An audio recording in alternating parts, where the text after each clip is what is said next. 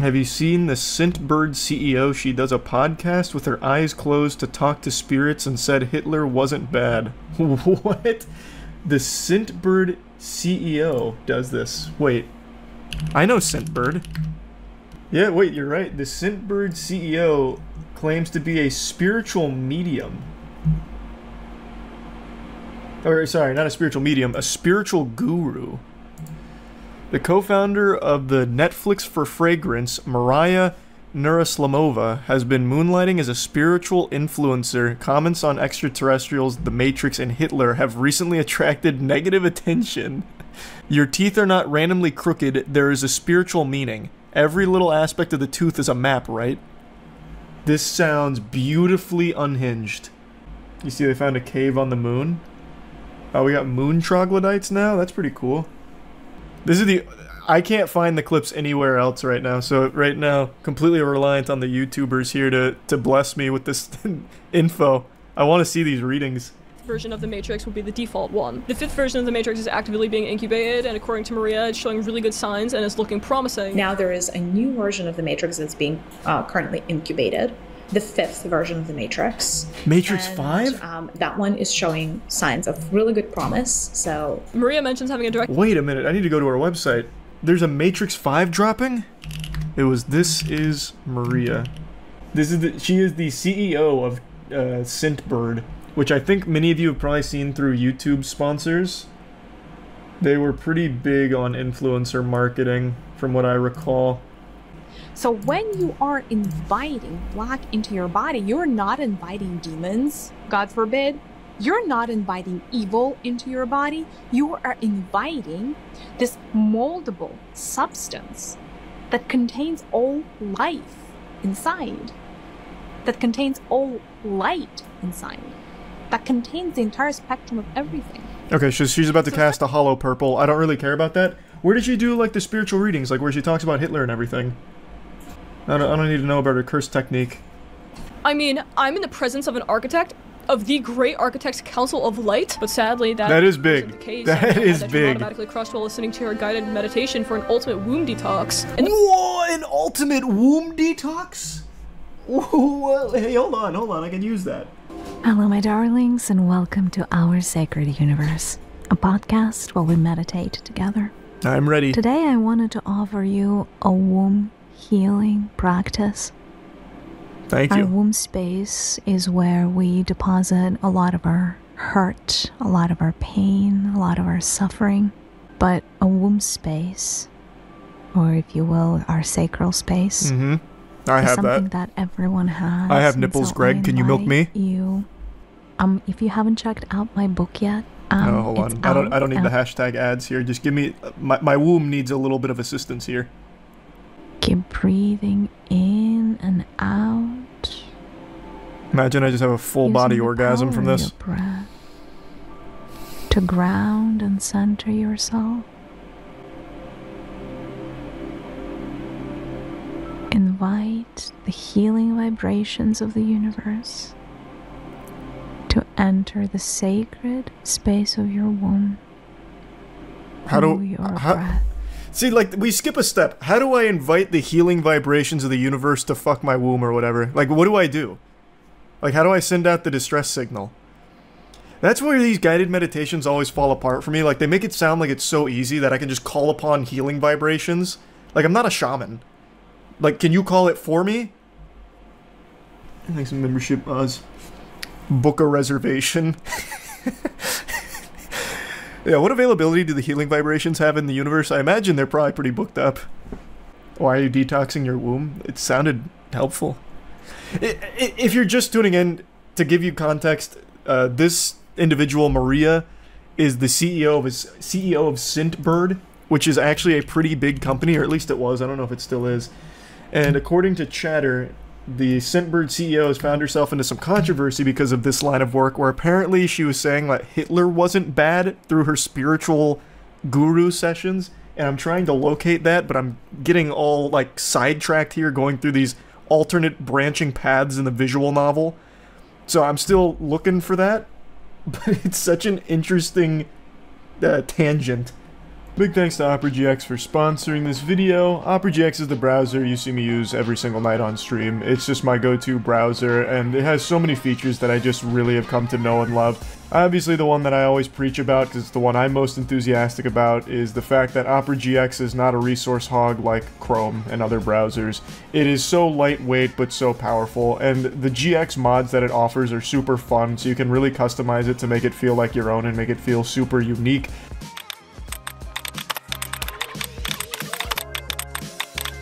There's just so many things you can change and tinker around with. There's so many different ways of integrating extensions that you're already used to in other browsers to seamlessly transition them into Opera. They have the GX store. They just have so many features.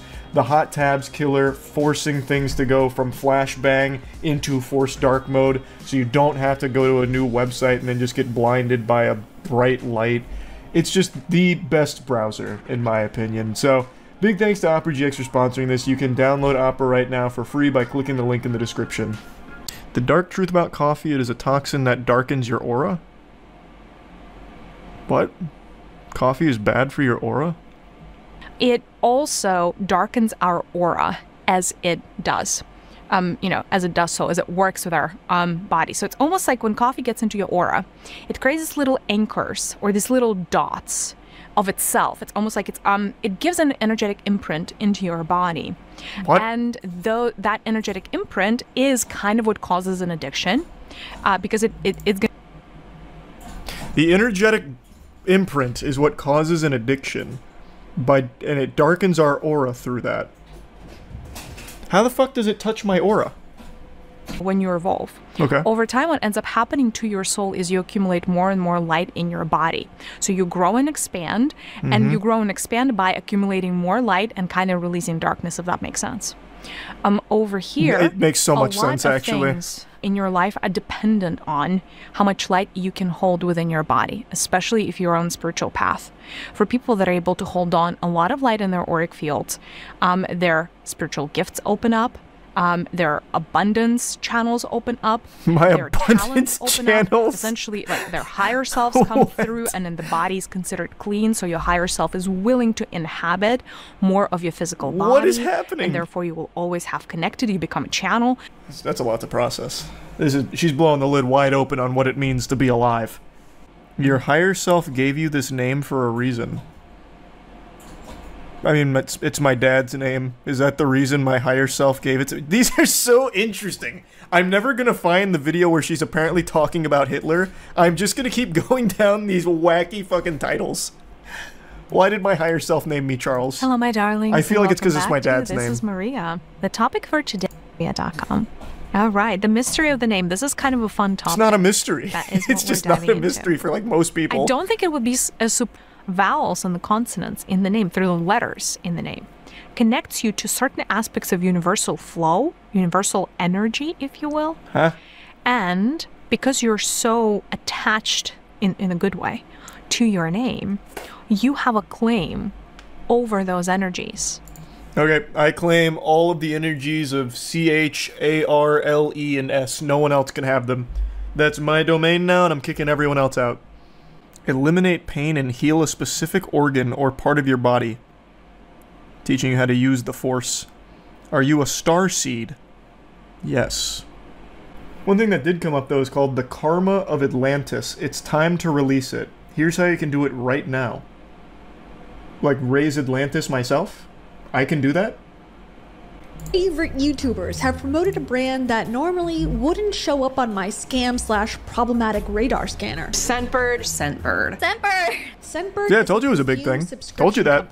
That at least outwardly, because the CEO of Scentbird, Maria Nurislamova, stinks. Our bodies choose to miscarry children. Oh. It's not an accident that happens. It's a choice. If people were to align with their life purpose, we would see a lot less cancer on planet Earth. You could heal yourself from any disease. I don't care if it's cancer. I don't care if it's AIDS. It could be whatever. But you could heal yourself in the span of under 7 days. We're going to talk about the spiritual reasons for being overweight. Like, look at Hitler. He's one of the poster children for, like, being an evil person. Do you know how many millions of souls benefited from learning from the experience that he has created. So is he evil? Not really. I don't think so. Wow, Maria. Those spiritual sessions are sending you down the loony path. A lot of hidden agendas by the powers that be. And those hidden agendas remain hidden because there is not enough heart space energy in humanity to be able to bring them to light. The heart energy is always the energy of light. The heart energy is always the energy that essentially you emanate your energy from the heart. The heart is one of those energies that if your heart is activated internally, you can heal your whole body in a matter. I will say, if your heart isn't activated, you're probably not watching this video in the first place. You are dead. Most likely. Bearing some, like, very fringe cases. That is the power of the heart. It changes your internal ecosystem and it changes your external ecosystem. It just does. It is meant to. It is. Well, who knew? Who knew? It's like breathing techniques from Demon Slayer, but for your heart. It can do anything. It's just like a bunch of gobbledygook. This is like, there's nothing that binds these statements together. It's just like a random assortment of words that have no real meaning. This is the problem when I'm looking through pages like this. I get so distracted by so many cool titles. She has one here called Babies Control How Long Their Birth Is. Like, this is unhinged. God damn it. That's why certain births take so long, is in the state of resistance. If the baby's in a state of fear, if the baby doesn't want to access their masculine energies, the birth process is going to take longer. That's why some... Wait, what? The baby doesn't want to tap into its masculine energies, so it doesn't want to be birthed? What the fuck? The baby comes out like scoops of, like, creatine. What in the world? Shit's not even born in amniotic fluid, it's just like a bunch of, like, trin. What is this? What is she talking about? This isn't even spiritual. I have a hard time answering the question about evil because there is such a big gap between how humanity perceives good versus evil and how, you know, even beings in the seventh dimension perceive. The seventh dimension? Who's in the seventh dimension? Higher self perceives. Glorbus? Like, who are you communicating with in the seventh fucking dimension? Stepping back. Let's say your higher self wants to understand murder. Should be easy It's just to understand. A fascinating subject for your higher self. Okay. If it wants to understand murder, Jesus Christ. the angle. So your higher self may choose to come as a victim, as the mother of the victim, as the father of the victim. Why? As the teacher of the victim. Why would it want to? So, based on what I've gathered, very limited exposure to her spiritual guru benevolence, it seems like she believes you are the product of your higher self wanting to be experimental. So when something bad happens, it's because your higher self is trying to learn about it. So here, she's using murder as an example. So if you are someone who gets murdered or associated with the victim of a murder, it's because your higher self wanted to be in that position. It was all predestined because your higher self wanted to be present for it, to learn about it. Which is the dumbest idea ever. That's actually the stupidest fucking idea. And by the way, like, look at Hitler. He's one of the poster children for, like, being an evil person. Do you know how many millions of souls benefited from learning from the experience that he has created? So the here, world serpent has awakened. You know, like tier 1 hell and Goldie. A character like him and be like, oh, he's completely evil. And upstairs, his experience was the greatest, one of the greater, you know, sources of knowledge of, you know, of 3D planet Earth warfare. 3D planet Earth warfare. And that is benefiting what? So many different souls. On their. This is a very interesting take, Maria. So there's a lot to unpack there, Maria. There's a lot to process. The healing vibrations of the universe have not been kind to her frontal lobe. Wow, that's interesting. That's very interesting. Evolutionary path. So is he evil? Not really. I don't think so. So interesting. So just it means that some higher selves choose to take this path, and it seems like it's maybe a bit less desirable than other ones because we don't have that many murderers and mass murderers especially, right? But they still choose to do so for their own development. Like, well, do you want me to give you an even better example? Yeah. That was an incredible Do you example, think playing Maria. World of Warcraft is evil because you're killing things? Like in a computer game, Yeah. people don't think it's evil. Yes. I know. Same logic. It's a computer game from higher self level. Like, fine. Like, I don't know. Any of those. Same logic. Yeah, killing goblins in World of Warcraft is the same as Hitler for the Holocaust. You hypocrites. What an interesting character she is. Her higher self has very much done her a great justice. Her enlightenment is astounding. She's trolling? I don't know, she has a whole career based out of this, and apparently you can even pay for these sessions privately. But her main hustle is Scentbird, which, again, is a pretty popular product, or at least it was for a little while. She's the CEO of it. Or at least was. RPG games, I think RPG is what they're called, right? Like, where you, like, go and, like, murder, you know, all kinds of beings. They're not beings. Sunday, they're with pixels. All kinds of weapons, and you're like, I need this strength, and I need this skill, and let me have this gun, and I want a bigger gun, and even more bullets, and blah, blah, blah. I mean, you go in, you may have murdered 1,000 beings. They're not beings. They're not real. And then you go on your merry way, and nobody's pointing a finger at you at work and being like, this is a mass murderer. But how is that any different? So that's what I'm That's saying. so like, good. What you perceive as Oh evil my god. is not the same experience. Now, you as an avatar, right? You as a person who chooses to play a game, you choose what game you want to play, right?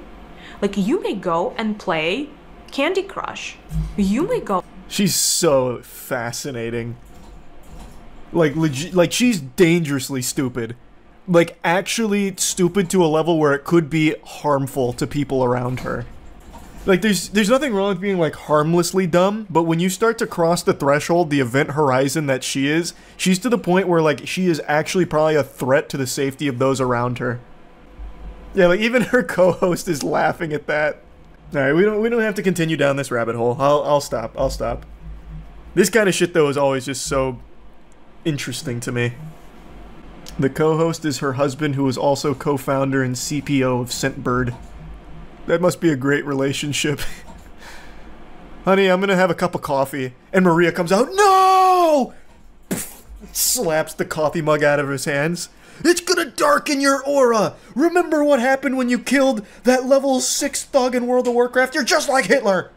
I just learned about a job that I would have never imagined would actually exist, let alone be successful. A baby name consultant. That is a real profession right now. Some expecting parents aren't coming up with names on their own. They're hiring baby name consultants. Can you believe such a thing exists? Some parents turning, unbelievable, to naming consultants on platforms like TikTok to help them find the perfect fit. The baby naming industry has sort of blown up. Colleen Slagan owns Naming Baby. She charges between $250 to $400 for her consultations, and business is booming. Charging $250 to $400 doubloons for some names. I spit that shit out for free every time I create a character in Dark Souls. I love how she refers to it as a baby naming industry. They found a way to monetize just giving name suggestions. You can do that for free. Like, ask ChatGPT if you really get desperate, or you can just Google names right now and get an infinite list of it without paying a penny. To pay hundreds of dollars for a list of names is absolute insanity to me. She justifies it by saying she spends hours on personalizing and customizing the suggestions, so for $250 you get 10 suggestions, for $400 you get 30. And from what I've seen, her suggestions are just normal names. It's not like she's creating fucking brand new vocab words here. She's not speaking in the language of the gods or anything, bestowing upon your newborn this powerful title or anything. It's just like standard names like Olivia or Liam or Phil. Like, it's nothing crazy. Like, yes, she'll like personalize it based on some of the things like the couple will say to her, like, hey, my wife really likes flowers and I really love boar's head pickles. And then she'll come back and be like, okay, well, name your daughter Daffodil or Sprout or Sunflower. And you can name your son Dill. Like, it's nothing super interesting or unique, and it's certainly not worth hundreds of dollars. Why is a name so important? You know, it's the first choice you're making as a parent. It's the first sort of piece of identity you're giving to your child. And a lot of parents, like, they're looking for something really specific. Obviously, a name is extremely important, but I feel like I'm boofing crazy pills here, because why would you be paying hundreds of dollars for someone else to name your child for you, basically? They are basically the ones that are just giving you this list that you choose from, and you probably feel obligated at that point, since you spent money on it, to just settle on one of those names. That doesn't seem like a recipe for success. Holly and Eric Stein own a postpartum meal delivery service and are expecting baby number 3 at the end of August. I don't think I even knew something like this existed. They've been struggling to find a name that will sound good with their 2 kids, Rory and Blair. They hired Colleen and now have a top few to choose from, but are waiting until baby's arrival to make a final decision. It was obvious that she had put a lot of thought into this, and they all went with the vibe that we were looking for. At the end of the day, it's their money. They can throw it in the toilet however they want. I'm not going to break into their house and slap the dollar bills out of their hand before giving it to a baby naming consultant or anything. But to me, it just seems like a real symptom of how everything needs to be monetized, and that's becoming more and more normalized. How even something as simple as just name suggestions is all of a sudden a massive business at this point. That's just so fucking dystopian to me. I'll go ahead and break the magician's code here and reveal some great names for free. If there's any expecting couples out there, please feel free to use these. There's no royalties on them, copyright free, no trademarks. A name that I've been really defaulting to recently is Jerichomo. It's a name that's derived from a very strong source, my buddy Aaron. He came up with this name and I think it just sounds really fucking cool, so I think Jerichomo is a really great choice. Another one that I've always really appreciated is Avagantimos. It was a name that I came up with on the spot a long time ago when playing a horror game called Penumbra, which could also serve as a cool name. Penumbra sounds awesome. It's like a cool Pokemon, you know? But yeah, Avagantimos makes it sound like some kind of ancient gladiator. There's also Geth, which I think is a really cool sounding name from Mass Effect. If you've played Mass Effect, that name will have even more meaning for you. Mass Effect 3's base ending was absolutely atrocious, but it doesn't mean that the name Geth is sullied in any way. Plus, the DLC did help with the Mass Effect 3 ending anyway, so Geth could be a strong option. There's also Glarb, which is a frog in Magic the Gathering from their new set Bloomburrow, and Glarb sounds great. There's Bilgist, which is something I made up right now, and I'm recognizing that that's probably not a strong choice. Your kid will absolutely be subjected to bullying and being made fun of for that, so don't go with Bilgist. But all the other options I listed, those are cool, and I didn't charge you a penny for those. She provided examples on her website about how a consultation kind of goes, so after you fork over a few $100, this is kind of what you can expect. You'll send her a message kind of going over the situation, all of the lore. So in the example here, they explain that they're not loving any of the names they've brainstormed for baby number 2, the sequel. They have a daughter named Lola. There's a couple names they're considering, like Killian, Otto, Merrick, etc. And for the most part, they're not nickname people. They kind of want more uncommon names. That's basically the gist of it. Colleen then takes in all this information and starts computing. She gives her opinion on the names they're considering, as well as giving them her impression of their style. So she says their style feels very vintage, timeless, and ahead of the trends, and that she gets a guy in the beanie at the coffee shop, old soul kind of vibe. Which honestly almost sounds like an insult. Those sound like fighting words. I'm surprised an argument wouldn't break out in this example here. Like, what do you mean? That's not my vibe at all. But then she gives her perspective on the names that were vetoed. And all in all, it basically just kind of plays out like taking an old BuzzFeed quiz. Like, it doesn't really have anything super useful here. It's just her kind of just saying about the names and the impression she gets. Then she gives her name suggestions, and I'll go over a couple of them. So she said that the common denominator between all of their names is that they are uncommon. So she tried to keep that in mind and then came up with Jennings.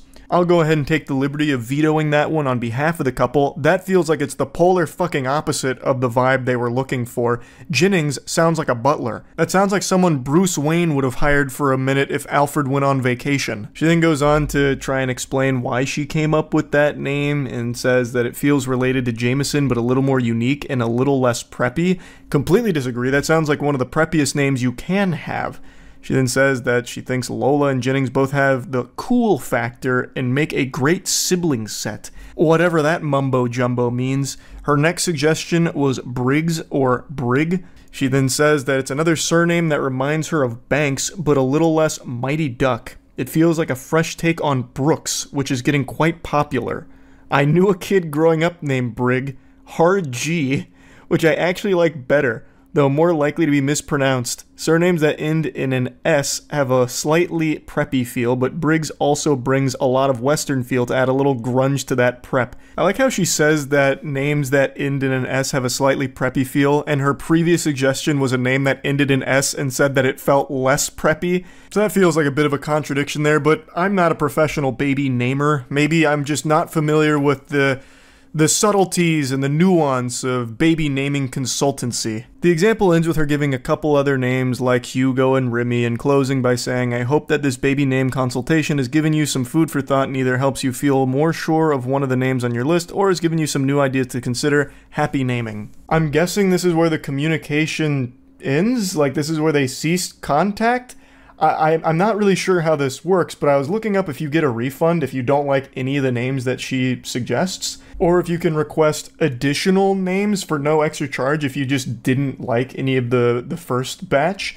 And I can't find anything on that. I don't know if I'm just missing it on her website. It's kind of set up in a weird way. But just imagine paying $250 for 10 names and you don't like any of them. What a huge, colossal waste of cash right there.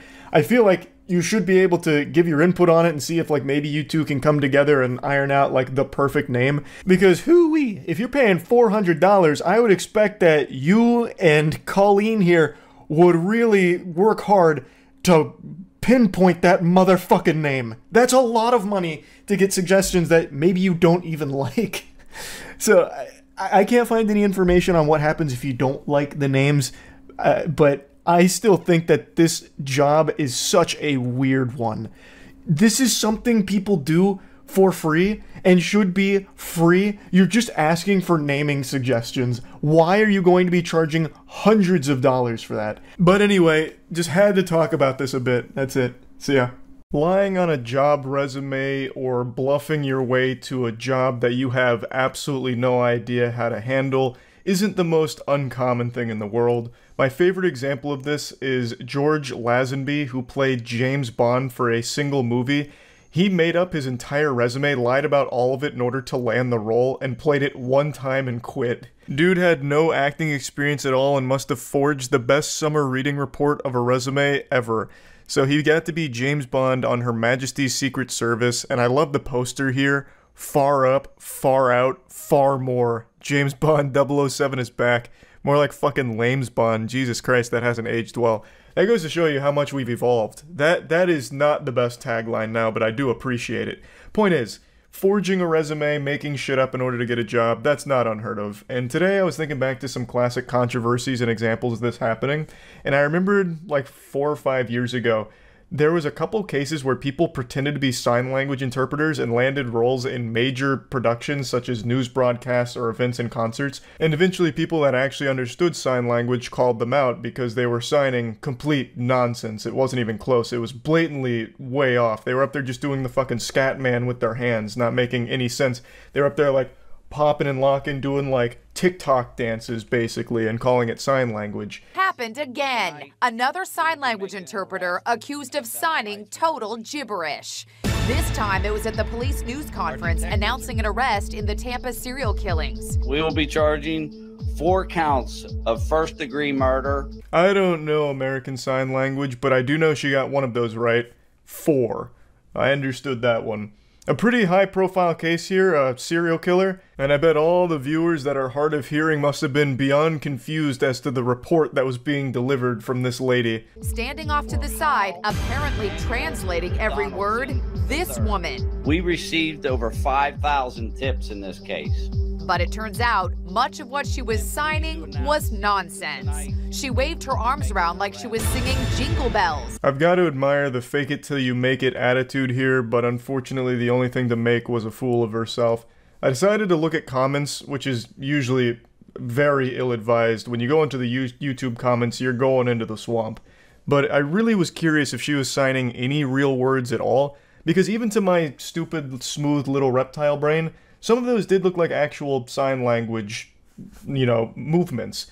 And it turns out she was using some words correctly, such as kill and murder and arrested. However, most of it was gibberish. Most of it was just actual mumbled nonsense. So when she was doing all that stuff with her, fingers, none of that was real. I could have been up there doing, the Hunger Games Mockingjay Part 1 salute, and I would have been making more sense than she was. It's also wild to think that anyone hard of hearing that would have been watching this broadcast might have been concerned for her health, because the way she's signing would have been like having a stroke. A ton of gibberish with a few words that get mumbled out would have been like going to an auction during a bidding war, where the auctioneer is just going fucking hog wild, like, yeah, do I hear 5-5? Do I hear 5-5? I'm going 1, do I hear 5-5 over there? 5-5. Says one outraged sign language expert. The woman, identified as Derlin Roberts, has a string of arrests for fraud. So how did she come to be translating at last week's high-profile police news conference? I just didn't ask enough questions. I love this section where he just kind of pops in like, yep, it was me. I'm the fucking idiot. I did it. Like, he's just very upfront and honest, like a parent that caught their kid stealing a cookie from the cookie jar and just folding, like, no, it was me. I did it. It's my fault. I'm the dummy. Point and laugh at me, shoot your spitballs at me. I know. It was me. Also, at a certain point, I just have to admire this lady's grind. She was born for one purpose. Trolling. Like, her whole life has been nothing but fraud, and she still continues to go down that path. And she wasn't even getting paid for this, by the way. She did this just for the love of lying. So she had no experience signing, she also had a history of fraud, and still landed the biggest sign language interpretation position of that year. This serial killer broadcast was a huge one. I remember this vividly. So, hats off to her that she's still able to keep performing at a high level of fraud. Tampa Police Public Information Officer Steve Hegarty told me the woman simply showed up out of the blue and offered her services. My immediate reaction was, I didn't call for a sign language interpreter, but that's great that we have one here. I let her in. Did this woman appear to know what she was doing? To the untrained eye, and that would include mine, I didn't see any problem. There's almost an art form for something being so stupid that it's smart. A plan like this, which at its core is just complete dogshit dummy, that it crosses over that event horizon into being genius.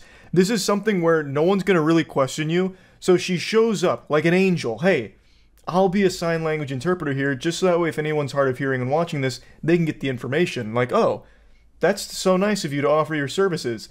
Can you prove that you can do it? And then, if you don't know American Sign Language, you're not going to be able to pick up on, like, all kinds of moves with your hands and shit not meaning anything. So she could have easily faked her way into it, and she did flawlessly. Like the guy said, to the untrained eye, he had no red flags being tripped off, and they're not going to really background check someone that's offering their service for free, because what would be the incentive? Like, why would they be lying about it? This latest embarrassment comes 3 months after it was revealed that the sign language interpreter at a Hurricane Irma news conference, also in Florida, made no sense. The time to act is now. Hegarty is summing up the latest goof. We won't be using that woman again. Cops say this was not a crime, but it was an ethical violation. So we're going to get to that other sign language blunder in just a moment, because it also happened in Florida, and I also remember that one as well, because I'm from Florida. Now, as he mentioned, it's not a crime to be faking a sign language position, I guess. Since she wasn't charging for her service, she didn't defraud them or anything. She just lied to them and pretended she knew what she was doing. They got pranked, basically. I bet she was giggling the entire way home that she actually pulled this off. She must have like a Facebook group that they do these high-profile pranks in or something. Like, I don't know why she would do this, other than just having fun with it. Which is still such a wild activity, like a wild hobby, to just pretend to be a sign language interpreter. The time to act is now. It was an urgent Hurricane Irma evacuation order, but look at the sign language interpreter on the right. He's actually signing total gibberish. What's he really communicating to deaf citizens caught up in the hurricane crisis? Words like pizza, monsters, and the sentence, help you at that time to use bear hug. This situation actually has a lot more nuance compared to the last one. In the last one, it's like that Shaq meme, I'm unfamiliar with your game. I don't know why that lady pretends to be a sign language interpreter, especially when she's not getting paid for it. She does it just to make the whole broadcast silly and goofy. A mere mortal can't possibly understand her deep, complex motivations for why she fakes being a sign language interpreter. But in this case, the guy did not want to do this. He was forced to. And he actually does have a sympathetic background and actually does have experience with sign language, but told them he wasn't comfortable doing this and didn't think he was cut out for it. So they mention here that he was signing real words like pizza and monsters, both of which could be applicable to a hurricane. A hurricane comes around, you're probably gonna have pizza places being hit. Pizza's not safe. It's not like a fucking safe spot or anything. You might even have pizza flying around the hurricane that could be used as a projectile weapon. So maybe he had a whole spiel he was going to go into about pizza. Monsters. A hurricane is absolutely nature's monster. It's been called that since the beginning of time. And then about the bear hug. You know, better hug your loved ones because you might fucking lose them in the hurricane. There's plenty of ways of spinning that where it makes sense. But point is, he was using real words and actually stringing together sentences. They just didn't fully make sense at all.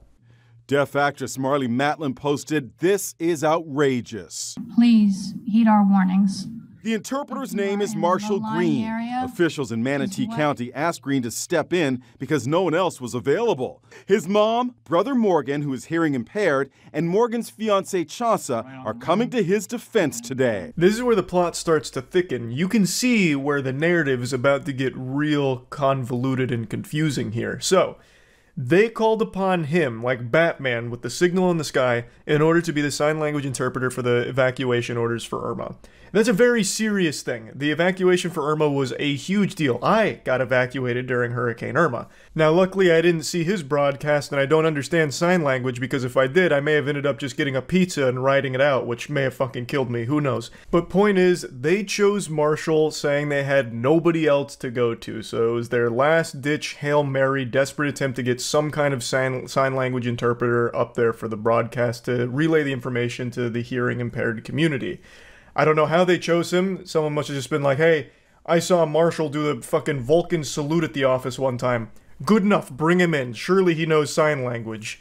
He, told them he didn't think that he was able to do it, and felt like that they needed him to. So he said yes. The vocabulary for an evacuation is very different than everyday language. I'm just asking, as someone hearing impaired, what your reaction is to this criticism. Chauncey signed my question to Morgan. He only did what he was told to do, so please leave our family alone. In this case, I really just don't blame Marshall for this situation at all. This is not his fault. He gave them warning that he probably couldn't do this and he didn't feel comfortable trying. His brother is hearing impaired, so he does know sign language, and his brother and family also confirm he does know sign language, but the vocabulary and the speed of the evacuation orders are very different than what he's used to, which is why he said he didn't feel comfortable trying it, but he still did the best that he could when they asked him to. So I do really feel bad for him and the family here, because this is really not his fault. He didn't want to be there. He didn't lie to get there, and he didn't try to, fuck the whole thing up. But anyway, I just wanted to talk about these because they popped into my head this afternoon, because I remembered there was so much sign language controversy for a year, where even outside of these two cases, a couple other sign language interpreters were revealed as complete frauds, and they were ones that actually traveled with bands and rappers where they'd sign the songs, and it turns out they weren't even signing anything close to the songs. So the whole thing was just a wild little trend almost, and just want to talk about it. That's about it. So yeah. When you think of Mark Zuckerberg, I bet you're not thinking of his top-tier showmanship. And I think that is a crime. He is so slept on when it comes to his talent as a performer. He is like Penn and Teller, but for technology. The way he is able to convey his electrifying personality to the audience, to get them on the edge of their seats, eating out of the palm of his hands with his really high octane and fun tech showcases he likes to do. And let me tell you, he is no stranger to things going tits up during these demonstrations. In fact, I don't think I've ever seen a Mark Zuckerberg-fronted meta showcase that goes according to the book. And there is nobody less equipped to handle that than Mark Zuckerberg himself. So yesterday, or it might have been 2 days ago, I already can't remember, he was doing a showcase for his new Meta glasses, and nothing was going right. But you wouldn't even know that with how smooth he plays it off. Really proud of this. Maybe let's make, I don't know, what should we make? Maybe like a steak sauce, maybe Korean-inspired type thing, just to show what the live AI is like. Yeah, let's try it. It's not something I've made before, so I could definitely use the help. Hey, Meta, start live AI. Starting live AI. Whew! Close shave. We've passed the first obstacle. Having Meta respond and the live AI assistant agreeing to take part in this demonstration without any kind of rebellious undertones.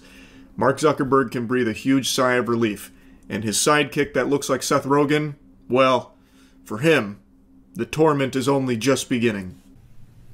I love the setup you have here with soy sauce and other ingredients. How can I help? Hey, can you help me make a Korean-inspired steak sauce for my steak sandwich here? You can make a Korean-inspired steak sauce using soy sauce, sesame oil. What do I do brown first? sugar-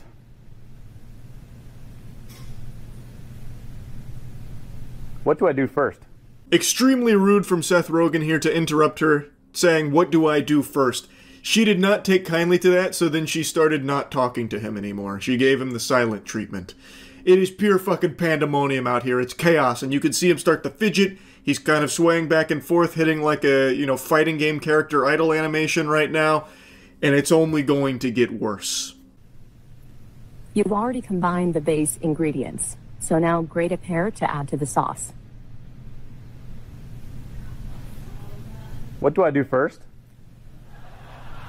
You've already combined the base ingredients, so now grate the pear and gently combine it with the base sauce. All right, I think the Wi-Fi might be messed up. Sorry, back to you, Mark. It's all good. Now, what you're seeing here wasn't part of the plan. I know that's hard to believe with how well it was played off here with, the Wi-Fi excuse. Very possible. Maybe it is all just a big Wi-Fi error, naturally. Live AI got confused here, thinking that he had already combined all of the ingredients for the steak sauce, so it was giving him the final directive of grating the pear. But we weren't up to that step yet. I don't know... You know what? It's all good. It's, the irony of the whole thing is that you spend years making technology and then the Wi-Fi at the day kind of catches you. Now we're running with the Wi-Fi scapegoat. A solid strategy here from Mark. We are all in agreement it must have been the Wi-Fi, the culprit behind this disaster here with the Korean-inspired steak sauce. Now, a lesser man would have packed it up and called it quits, saying, "Fuck you guys, this Wi-Fi is not up to my standards. I will not sully my technology with this less than premium service. We're out of here." But no, not Mark but Zuckerberg. He said, "I'm here to smoke meats, and damn it, that's what I'm gonna do. The show must go on." And so it did. A few moments later. So I think our call will be coming in any moment now. Pause WhatsApp video call. There we go. Uh-oh. Well, let's see what happened there. That's too bad. I don't know what happened. Maybe Buzz can try calling me again. All right. Well, I got a missed video call. Okay, there's the actual video call. All right. I'm just going to pick that up with my neural band. This is, it happens. You gotta love a supportive audience. The way Mark Zuckerberg is working them, he's turned this disaster into something positive. a comedic experience that the crowd is going wild for. They're loving it. They're having such a great time watching this. Now, if you've got real keen eyes, you might be able to observe a hint of uncomfortableness emanating from Mark Zuckerberg. He's doing a great job at hiding it, but it starts to shine through the cracks a little bit that he is a little perturbed. He is not liking that the technology is completely floundering here during the demonstration. Technology that will, of course, cost consumers hundreds of dollars, and now it is being shown that it doesn't work super well, apparently. But it could just be that pesky fucking Wi-Fi. It could even be sabotage. We don't know for sure. Yeah, let's, what do you think? Let's just go ahead and... WhatsApp video call. Let's go for a fourth.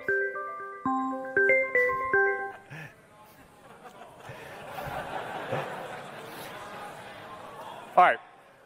Try it again. I keep on messing this up. There is one clapping seal in that fucking audience that anytime Mark Zuckerberg smiles or says a word, he just goes, "Woo!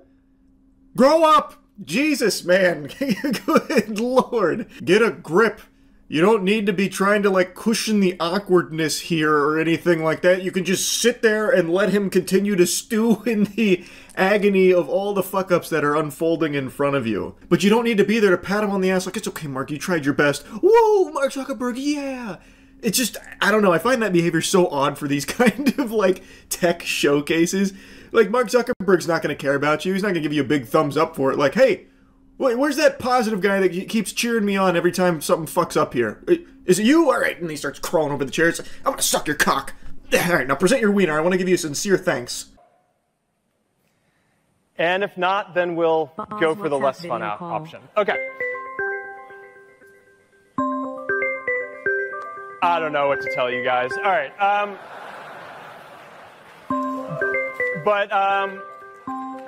We're going to have Boz come out here, and we're just going to go to the next thing that I wanted to show, and hope that will work. I wonder what the less fun option was here. That sounded like an ominous threat. You gonna kill her, Mark? Is that what that was? You're gonna go back there and slit the AI assistant's throat or something? That was I don't know, it sounded so devilish. But he even, like, took responsibility, saying, "Oh, it must be, something I'm doing wrong. I messed up."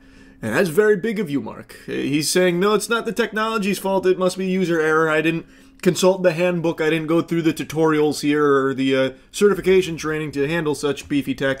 It must be on me. And, of course, the pesky Wi-Fi that we all know, known to cause these kind of problems, naturally. But good news. Hopefully you've still got your hand on your wallet ready to fork over hundreds of dollars for this. They did identify these problems, and they have fixed them, apparently. According to Andrew Bosworth, they fundamentally DDoSed themselves, which caused those hiccups. And as far as the video call goes, it was a never-before-seen bug. When the glasses went to sleep at the exact same moment, the device received a call notification, which apparently happened a few times. The bug has, according to Bosworth, been fixed, but he acknowledged the demo was a terrible place for that bug to show up. Yeah, unfortunately, just another awkward tech demonstration in the books for Mark Zuckerberg and the squad. I just had to talk about it because I've talked about all the other ones before, so this just fits kind of nicely at home with the rest. Anyway, that's really about it. See ya. Everything in the world is becoming a subscription service. Get ready to set aside a monthly allowance for air premium when you start getting charged for every single little bit of oxygen you breathe once they find a way to monetize that. It's just such a frustrating trend. It's worse than Tide Pods, honestly. But what's even worse about this subscription plague is when some services make it very difficult to cancel, making it a ton of hoops that you have to jump through and just a complete nuisance. And there's no industry worse about this than journalism. This is, I don't know what's happened to journalism, but it is fucking atrocious. Not only like the quality of articles, but even just the ability to access articles.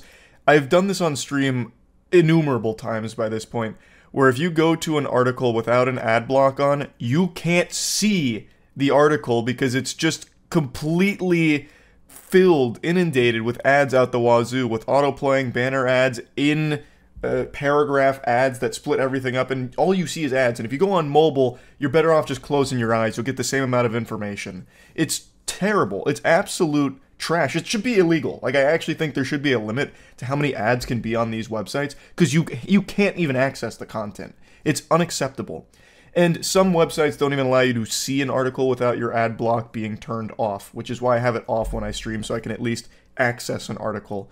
If that's the word. I don't even know if I can use that word for it, because the only thing I'm accessing is a goddamn migraine looking at all these fucking stupid ads that are just, like, laser beaming my eyes.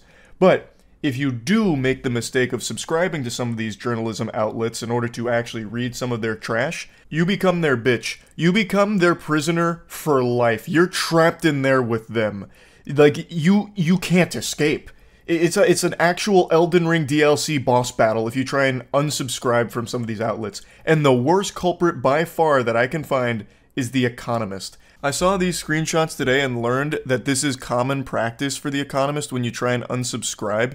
There are so many posts on Twitter and Reddit, as well as just like other forums, that document how painful of an experience it is to unsubscribe from The Economist, because they make it as difficult and complicated and long as possible in the hopes that you'll just give up and just keep your subscription.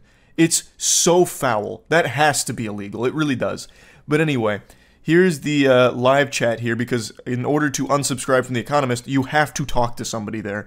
You can't just automatically do it, which I feel should be a basic necessity if you're offering a subscription service. You should have a way to automatically unsubscribe and cancel it. I don't think you should have to communicate with anyone at the company you're unsubscribing to, but at The Economist, they clearly disagree. So here they say, "Hi Austin," with an exclamation point. Super excited to be having this conversation. Party poppers just went off the second this live chat was initiated. Sorry to hear that you wish to cancel your subscription. I'll certainly help you with your request. Allow me a minute. While I'm doing that, may I know how your day has been so far? To which they just say, "Fine, thanks." Short, sweet, to the point. No one really wants to be making small talk through the live chat here when they're on a mission to just unsubscribe, which should be a quick, easy process. They go, "I'm glad to know about your day, Austin." Yeah, pumping their fist. "I'm glad to know about it. I can see you have a monthly digital subscription with the renewal date of the 5th of July, 2024. May I know if there is any specific reason that you wish to unsubscribe with us, Austin?" To which he replies, "Ads." Pause. That's crazy. So you're paying to subscribe to this journalism outlet, and you're still getting ads. I was under the impression that if you subscribe to one of these outlets, you don't get ads anymore, and you actually get to read what they publish. That is shocking, that you're paying to still get ads on these fucking websites. That's like malware. These journalism outlets are like actually malware you're paying for, I suppose. That blows my mind. Thank you for the information. I'm sorry the inconvenience this may have caused. If I may know, how do you access the content, through app or website? I love that you have to take like a fucking exit survey here just to unsubscribe. Lovely. What a great process. Website. I'm not trying to be rude, but can I please just cancel without all these questions? Exactly. No one likes to be interrogated about wanting to unsubscribe from this service. It's ridiculous. Thank you for the information. Apologies for the hassle. I will help you with your request. Thank you for patiently waiting. To explain, The Economist ads are clever, witty, and thought-provoking. They're driving like this hard sell on like, well actually, these ads are incredible. We have innovative ads that use these things called jokes.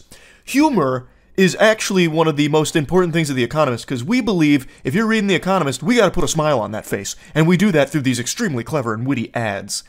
Oh my god, it's so fucking dystopian. They engage readers by making them feel part of an elite club. For instance, iconic ads imply that reading The Economist makes you smarter or more informed. Like most media outlets, The Economist relies on advertising revenue to sustain its operations. Ads help cover production costs, pay journalists, and maintain the quality of content. I have no doubt that customer service is trained to do this. It's not something they really want to be doing. But holy shit, that is such a crazy thing to attempt. Like, oh, you're leaving because of ads? Are you sure? Our ads are witty. Like, ads should be a reason you'd want to stay. Our ads are so good. Like, I can't believe you'd want to leave because of ads. That's kind of a stupid reason. Let me explain to you why you should stay. Because these ads are so fucking good. I also love trying to guilt them a little bit, like, well, ads are a necessary evil. Well, excuse me, not evil. A necessary blessing to our readers because they help sustain the website and pay for all of these costs. Well, what the fuck is the point of the subscription service then? Like, you're double dipping. If you're subscribing to something here, you shouldn't be getting ads on top of it too, at least I don't think so. Or at the very least, non-intrusive ads. If you're still going to put ads to subscribers, it should at the very least rule out the possibility of getting in-video ads, banner ads, in-article ads, fucking audio blasting ads. Like, it should... If you're going to put ads into these subscriptions, I suppose, it should be the least intrusive ones, like at the very bottom of an article, perhaps. Like, it's stupid. This is really stupid. But above all, you should just let people be able to unsubscribe without this kind of hassle. This is absurd. So, it's not just, you know, a live chat that you have to go through, though there is so many screenshots from people having almost identical experiences with the Economist live chat when trying to unsubscribe. There's also been cases where they kind of require you to call if you don't want to wait in a live chat queue.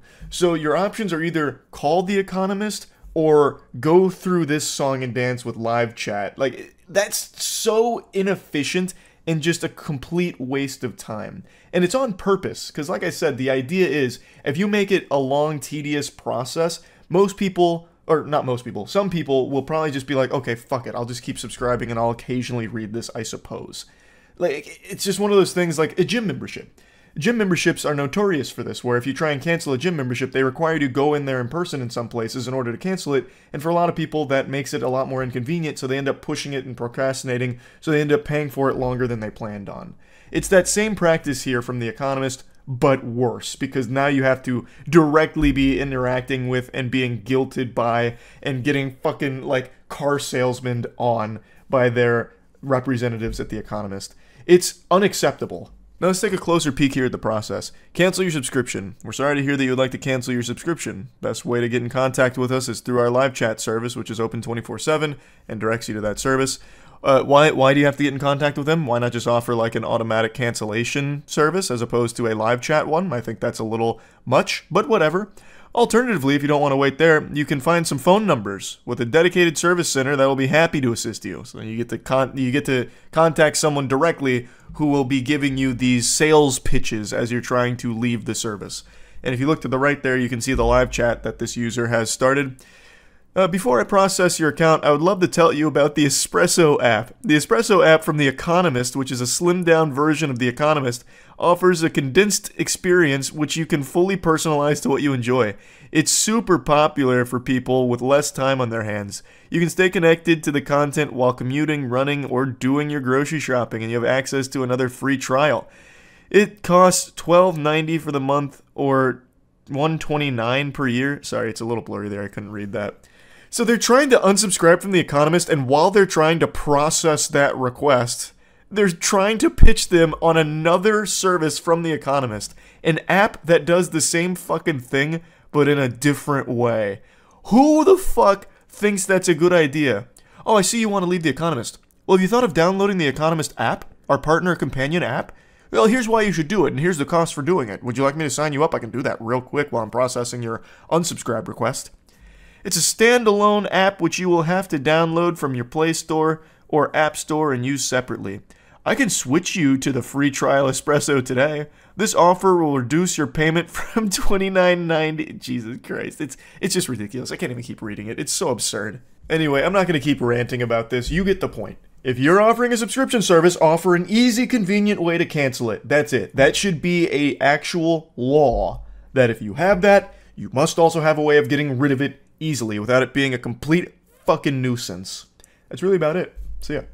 I love TikTok finance gurus. It's this beautiful cornucopia of cringe where they offer some of the worst advice you'll ever hear. Sometimes it's even just blatant to try and make you lose as much money as possible. Other times it's to promote some kind of scam where you pay them for mumbo jumbo. That one always just blows my mind because you are actually failing step one of being more financially independent by just wasting money on a guy who is actually just using you as a little piggy bank to exploit by telling you things that you want to hear, whispering sweet nothings into your ear that are going to do nothing but have you keep paying him so you can keep suckling on his bosom of nonsense. Those always fascinate me. Today I want to focus on an outrageously stupid lesson that a finance guru tried to teach recently. This comes from Grant Cardone, whom I'm not overly familiar with. I've seen a couple of his seminars because he always gets clowned on pretty much anytime he opens his mouth. I'll go ahead and show you his most infamous clip from 2 years ago. If I made $400 grand a year, I would be embarrassed with myself as a husband, a father, basically as a human being. 400 grand. How do you make sense of $35,000 a month? You guys haven't done the math. You have not done the math because you cannot live on 400 grand a year. Probably one of the most out-of-touch statements I've ever heard. That's up there with Ubisoft claiming that their pirate game, Bone of Thieves or something, Bone on the Water, what is it called? Skull and Bones, since they claim that that was the first quadruple A game ever made. Like, it is shocking just how delusional that statement is here from Grant Cardone. Now, I'm not dumb enough to think that he really believes that. This is one of those tough love approaches that a lot of gurus take because for some reason, some desperate men have like a humiliation kink where they want to be like talked down to and belittled. Like, you should be embarrassed as a man if you're not making 400 grand a year. Like, yeah, you're right, Grant, I really should be. Yeah, come on, keep telling me how fucking naughty I am for not making that much money. So he's just going through this grifting where it's like, if you're not making 400 grand a year, you're subhuman, you're a worm, you're pathetic, you make me sick. One of you come up here so I can beat your ass for not making 400 grand actually, please. The shit he's spouting is so over the top that I think it's pretty obvious that he doesn't actually believe any of it. $35,000 a month he claims you can't live off of. The fucking citizens of Narnia would recognize that that's a ton of money to be living off of, and they wouldn't even be familiar with our currency. So the point is, he's just saying the things he thinks people want to hear from this audience in order to try and make money off of them. Now, Grant Cardone made all of his money through real estate. He made an absolute killing, and he's a multi-millionaire now. And so he's changed his target to basically just trying to take advantage of desperate people that are looking to him to try and improve their financial security. But I'll tell you one thing, Grant Cardone is not giving you the tools to improve your financial situation. He's actually just making it worse for you because you're paying him. Like, you are losing money to get nothing in return. There's no value in any of the lessons I've ever seen him teach, especially not the one that I really want to focus on today. Every 15-year-old kid should be doing this right now. If you're getting an allowance of $300 a month, buy a piece of real estate that pays you $30 a month. Only use the 30, don't touch the 300. But how would a young, normal person get money? Allowance, side jobs, side hustles. I was 14 years old. I was working every weekend. I was mowing lawns, doing whatever I could to get some extra money. Hey, pal, you just blow in from Stupid Town? It's actually impressive just how much dog shit he was able to fit in only 20 seconds. That is an achievement, that he was able to drivel out so much trash in only 20 seconds. There's like a million things you can point out as being just blatantly wrong here. So let's go ahead and dive in. Let's perform a little colonoscopy on this. $300 a month allowance grant. Do you think that's normal? Do you think that that's the normal allowance that a child would get from their family? That is an absurdly high allowance. At that point, your family's already pretty well off. If you're getting $300 a month as a 15-year-old, why don't you just call over your butler Jeeves and ask him to grab a couple gold bricks out of the family safe? Then you've already succeeded as a millionaire. You don't even need Grant Cardone's advice on how to accomplish it. That is so fucking stupid as a number to be throwing around. But even setting aside that unrealistic pipe dream of an allowance as a 15-year-old at $300 a month, let's just say somehow you had that. Grant, as a 15-year-old, how are you going to start investing in real estate with $300 a month? You're never going to get approved for a loan as a 15-year-old that is getting $300 a month as an allowance. It's not even tied to a fucking job. So good luck finding any reputable place that's going to give you a loan for real estate. You are also 15 years old, so you can't even legally purchase real estate without someone co-signing with you. And $300 a month isn't a lot to start looking for real property. That's at best maybe like a $45,000 property that you could maybe get access to under the most unrealistic of circumstances. You're better off finding the Lucky Charms mascot's pot of gold than you are finding a house, any property at all, for $45,000 in America right now with the way the housing market is. That just doesn't fucking exist. But you know what? We'll continue to inhabit this ninth dimensional fucking wonderland that Grant Cardone's brain seems to be trapped in. Let's say you found it. You're not getting a loan, At $300 a month, you're going to have to do a down payment on this property, and that down payment's probably going to be multiple thousands of dollars, which you're not going to have from the $300 a month unless you had already previously saved up for a couple of years beforehand to afford this down payment. You can't do this. It's impossible. It's actually impossible. And Grant Cardone is a real estate multimillionaire. He knows this, but he thinks everyone that follows him is a stupid fucking bumbling Neanderthal. And he might be right, I guess, if anyone actually thinks this is legitimate advice that he spouts out of his fucking mouth. This is so foul. It's so wrong. It's unbelievable. I also hate that so many kids see this, and I bet there's a not small number of them that actually think this is what they should be doing, being told that this is what every kid needs to do in order to make money. And maybe one day down the road, against all the odds, a 15-year-old does actually succeed and become a landlord. My heart breaks whatever family has to deal with that nightmare, that hell. In between tilted tower drops on Fortnite and playing Roblox with the squad, he then goes and collects money from his tenants. Oh, God, that's so miserable to even think is a possibility. But in Grant's world, he thinks that's what kids should be doing. It's actually incredible how often the financial guru advice boils down to step 1, start rich, or step 1, don't be poor. And he's even brainwashed his own daughter. Like, she does some videos on his TikTok page, and I'm not here to, like, insult her or anything. It's definitely not her fault. She's, like, 15 years old. But her father has really convinced her that this is, like, a normal thing that every kid has access to. So she posted a video about how she's going to be a millionaire before she's 20, and gave advice to kids her own age on how to accomplish a similar feat. I'm gonna be a millionaire before I'm 20, and this is how. I work for my dad's company. I have a contract with them and I get paid every month. That money then goes into real estate where I get some passive income I get to go spend. I'm just gonna stop it right there because the entire tutorial is I work for my dad's company. That's how I'm going to be a millionaire by the time I'm 20. And it's not like she really works for the company. She gets an allowance from her father, which is like 50 grand a year, at least according to TikTok, where he's giving her like bonuses based on performance of TikTok videos. So the advice is literally be born to a rich family. Like, that's not something most people can follow. 99% of the population is going to fail step 1 there because they literally can't just work for their dad's multi-million-dollar company. It's not feasible. And yet, this entire page, Grant Cardone's entire online career is built around selling this kind of nonsensical idea. Oh, it's so easy, everyone can be rich, just give me money and I'll unlock the secrets for you. And then the secret is basically, hey, don't be poor. Invest in real estate at 15 years old with your $300 a month allowance.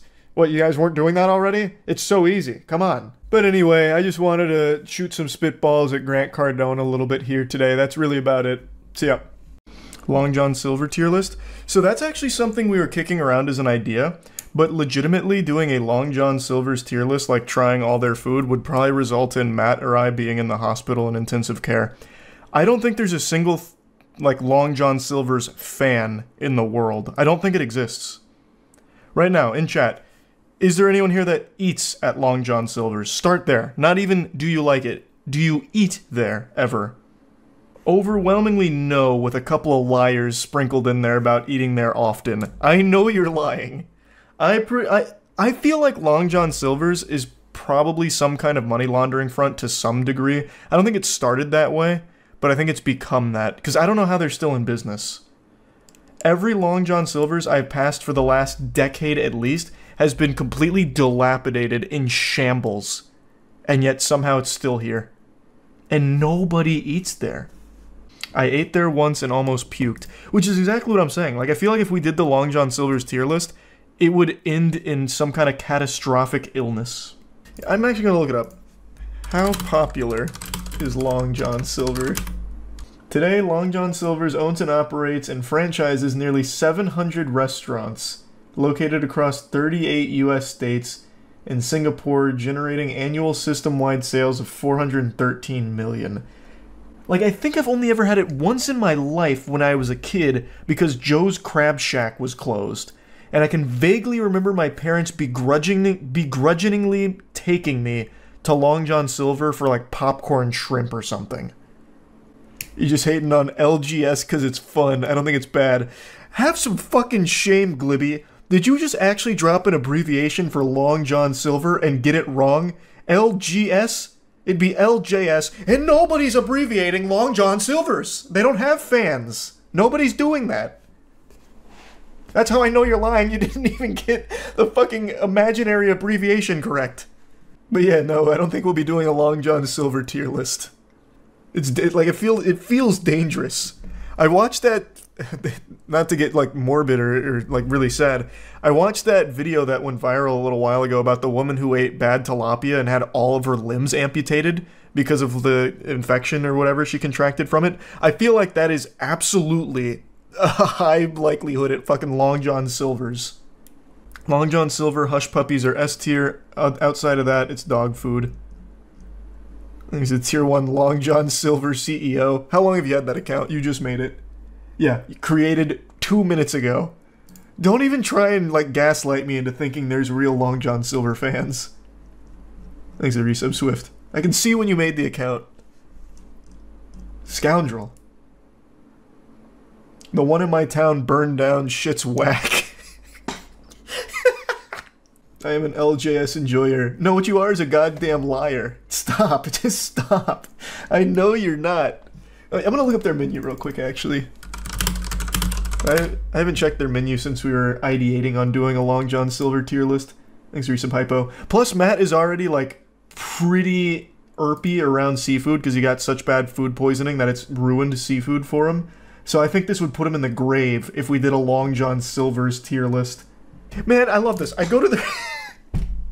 This website couldn't be more sad. I go to their website and I scroll down to go to their menu, and on and on their promotions, there's one item: cheese bites. It's the only thing they seem to be proud of. They have this whole promotion section, but there's one thing for cheese bites. Nothing else. It's not a very large menu. That's good. I'm glad they didn't make like a massive menu like Cheesecake Factory for this. LJS review win. I'm not memeing. I'm actually fucking afraid to eat at Long John Silver. I'd eat their chicken, but that'd defeat the purpose because they're a seafood place. But I would be terrified to eat this. This is like the idea I had a while ago to do a gas station food tier list and just try like the most revolting old gas station food that just exists in those fucking hot dog spinners forever and never gets changed out. And then we watched that Chubby Emu video on botulism contracted from gas station nachos, and I canned that idea ASAP. Immediately, I put that one on the shelf. Surprised you eat seafood? You're picky? I'm really not picky. I literally eat anything. I will actually eat anything. There's foods I obviously like more than others, but when it comes to Long John Silver's, I actually feel like I am risking life and limb for it. Like, it feels like I'm gambling on my health. My parents met working together at Long John Silver. Probably because there was nothing else to do. Like, there's no customers. They'll just hang out, talk to each other, fall in love. Bond. That makes sense. The way you describe Long John Silver makes it sound like they catch fish from the septic tank. They probably do. I have never seen an LJS that's in good condition. Maybe it's a Florida thing, I don't know. Every LJS I have ever seen in my life looks like a house in Minecraft that got hit by TNT. God damn it, now I'm tricking myself into, like, wanting to take the risk and trying it. Last time my dad ate at Long John Silver over a decade ago, it forced him to get gallbladder surgery. The food is dog food, but root beer is peak. Also, the one near my house burnt down and rebuilt. God, it's like Hydra. Why are we even talking about this? I forgot why this came up. Oh yeah, someone recommended a Long John Silver's tier list, and that's something that has been like something we've been ideating on at the headquarters for a while, but just are afraid to do because it's so gross. Do you think it's actually worse than Burger King? It's not fair because I hate Burger King because I eat it and it always sucks shit. I haven't eaten Long John Silver's because I'm afraid of it. It's like the boogeyman of fast food to me. In my head, it's like the worst thing you can eat, but I haven't actually eaten it to compare it to Burger King. Check out their Big Catch meal. It's absolutely revolting. It's so bad health groups called it the worst meal in America and said that it's basically a heart attack on a hook. I love the name Big Catch. Okay. LJS Big Catch, huh? Long John... This was in 2013, so this is when people still accidentally ate there. Oh my god, this looks... Oh! awful! Long John Silver's Big Catch is worst restaurant meal in America, says CSPI. I don't know what this is. I don't know that organization. That sounds like some kind of like shadow group that works behind the scenes in the food industry. This looks awful. 3 ounces trans fat drenched batter, 4.5 ounce fish. Lab test find 33 grams of trans fat in the meal of fried fish, onion rings, and hush puppies. And then announced that it'll discontinue the Big Catch. Oh no. Damn you. Look what they've taken from us. Not even the Big Catch was safe. Maybe they did like a drastic overhaul of their menu. Because this isn't on there. It was very simple stuff. Granted, they didn't look great, but it did seem very simple. It's piss yellow. It's like actual mustard hue. Like, how do you even fry something that ends up looking that way? I think these are the hush puppies up here. Those look fine. Maybe they're like cheese curds. I can't tell. I think that's the hush puppies, though. But this looks horrible. I love this sentence. Today, the CSBI formally notified Long John Silver's CEO Mike Kern that the chain will be sued if it continues to use partially hydrogenated oil in its deep fryers, and if it continues to misrepresent both the amount of fish in the meal and nutrition information for the side items. Long John Silver's is one of the very few reasons why I don't eat seafood to this day. I had it as a child in California, and I had it as a teenager in Florida. I won't be eating it as an adult. It sounds like a punishment. Like, eat your vegetables or your next meal will be at Long John Silver's. The kid just fucking starts housing it. No, not there! Please! A White Castle tier list would be so much safer. My dad loves White Castle. So I'm very familiar with White Castle. What are they using? Plastic fish? No, it'd probably be healthier if they were using plastic fish, though. Again, this was 2013, so maybe they're in a much better place now. But even still, I'm fucking afraid of it. How about a Chili's tier list? I don't know if I've said this before, but I'll say it now. I say this, like, to my friends. I think Chili's is, like, the best food you can get if you're aiming for that ballpark of quality. So I put Chili's in the same tier as, like, all the other ones, like Applebee's and all that. Chili's blows them out of the water. Chili's is so far above the competition in that genre, it's not even fair. Like, why would you ever go somewhere that's not Chili's if it's an option? If that's, like, where the tier you're trying to stay in. Long John Silver doesn't even want you eating there. When's the last time you saw a Long John Silver commercial? Great question. Do they even advertise anymore? Oh, also the comments from 6 months ago. I saw a video claiming nobody goes to Long John Silver's and it's mainly a money laundering operation. I've never been. Here's a Long John Silver's commercial from 2021. Is their slogan Fish Yeah? It is. Long John Silver, Fish Yeah. Yeah, they definitely don't aggressively market themselves. For good reason. The less people that go to their establishments, the less chance of a lawsuit from like an inadvertent foodborne death. If you search Long John Silver's fire on Google, you're greeted with dozens of separate LJS locations that have randomly burnt down. Well, there's also just so many of them that I imagine just pure numbers game, that's bound to happen. Like, I bet McDonald's probably has the same phenomenon and Burger King and all that. I don't think it's exclusive to just LJS. The city says the fire was quickly put out, but not before it caused fire, smoke, and water damage. Luckily, nobody was inside. Alright. So that was a month ago, so it looks like this shit's burning down all the time.